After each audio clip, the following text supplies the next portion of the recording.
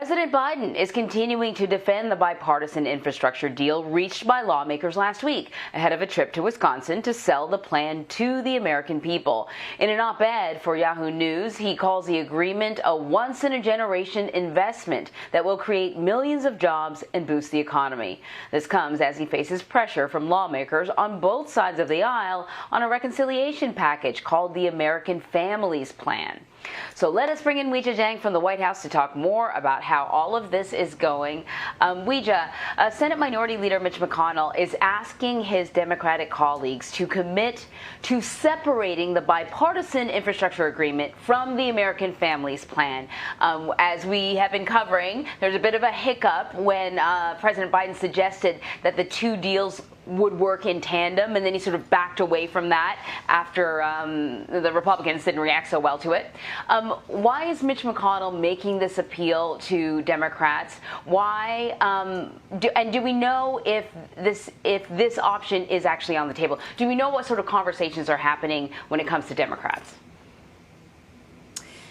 So if you look at the two bills separately and you put them back together, that is the president's original infrastructure plan, which Republicans failed to find compromise on with the White House. That's precisely why they had to break it into two parts. And so, Mitch McConnell would say, I'm just asking for your word that we're going to do this the way that we have decided to moving forward. And you're right, there was a lot of confusion because the president suggested that he would only sign all or nothing.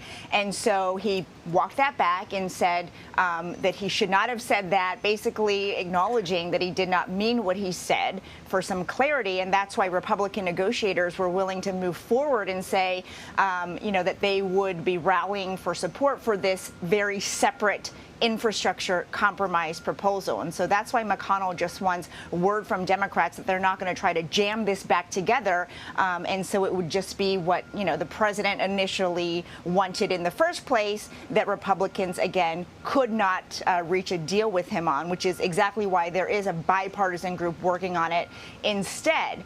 As for the American Families Plan, the White House has to continue doing work to try to get that approved through the reconciliation process, because so far it's unclear whether they have every single Democratic vote that they would need to get that measure to the president without a single Republican on board. So President Biden is also taking heat from Democrats as well, particularly progressive Democrats, who accuse him of caving on some key issues like climate change and the infrastructure framework. How is the president and his administration responding to this criticism?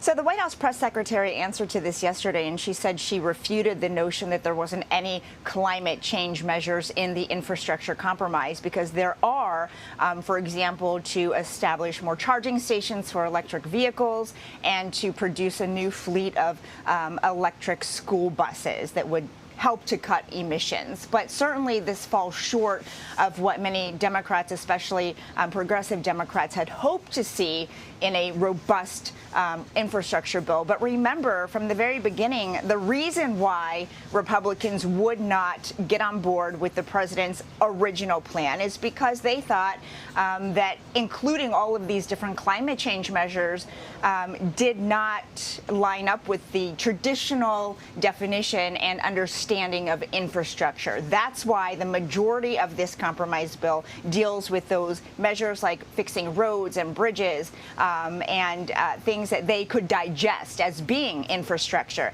And that's why they had to separate this out. So the president and the White House have said that they are committed to including more of those agenda items with regard to climate change in other measures like the American Families Plan that would establish a climate corps that would have more broader approaches to dealing with global warming and climate change. But again, I think the president saw very clearly that he had to detach the big climate agenda from the infrastructure proposal if he wanted to get Republicans on board.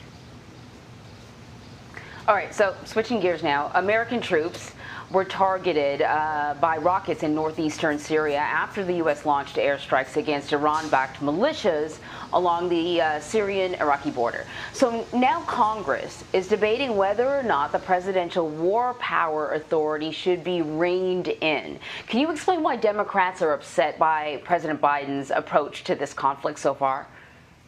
So we should be clear that it is really a range of reactions from Democrats. On the one hand, you have leaders Nancy Pelosi, Adam Schiff saying that they believe that the actions were in, the right response to defend the United States from these Iranian-backed militia groups that had already attacked U.S. personnel and facilities. In the middle, you have some Democrats saying they want more information. They want to know exactly what led up to these airstrikes and more details about the internal decision-making. And then you have some progressives, including Representative Ilhan Omar, who has been really vocal about this, saying that the executive branch overstepped its boundaries, and that's why they want to consider taking measures to rein in some of the president's abilities to make these calls. And that's because when we saw, for example, the other airstrikes, it did involve and did might have escalated some tensions there, and that's why they're worried that further airstrikes could cause those tensions to rise even more. And so I just want to be clear that it's not all Democrats that are pushing back against what the president did. It is a range. And as for the White House, they said that, they looked into this matter very carefully. They consulted with their legal teams, and they believe that this action was proportionate and justified. And so we'll have to see whether they take further action to try to rein in some of the president's executive powers. So, Weijia, the president met with the outgoing Israeli President Rivlin yesterday. President Biden then extended an invitation to the country's newly elected Prime Minister, Naftali Bennett. How does the White House hope to reset relations with the new Israeli government? This is an opportunity that many other administrations have not had not been able to take advantage of, because now we're seeing a real political shift in Israel that we have not seen in years. We are, but we should make clear that, the relationship between the U.S. and Israel is not frayed. I mean, in the past administration in particular, it was even stronger than perhaps now because of the relationship that President Trump forged with the former Prime Minister Benjamin Netanyahu. And President Biden has said that, that relationship remains ironclad. So I don't think it's a matter of resetting that relationship, but rather moving forward with the new administration in Israel, because as you mentioned, this is brand new leadership, and this is an opportunity perhaps to align and achieve some of the same goals that the U.S. and Israel have, for example, curbing Iran's nuclear ability. And before, we saw Prime Minister Benjamin Netanyahu really lead the effort against that, to make sure that the U.S. was not back at the table with Iran to get into an agreement. In fact, had a big part in persuading the former President Trump to pull out of it. And so now, President Biden does have an opportunity to work with Israel to find some compromise to perhaps get Iran back to the table into an agreement that Israel would support. But I think we're far from that because, there are a lot of questions that Israel continues to have about how dedicated, how committed Iran would be to maintaining its word. So what we have to watch closely now is how they will work together, and the differences between the new Prime Minister and President Biden as opposed to Prime Minister Benjamin Netanyahu's stance. And we do know that President Biden has invited the new Prime Minister Bennett here to the White House to have a meeting at some point, and that will be really telling to see what comes out of that. Definitely. Weijia Jiang, thank you. Sure.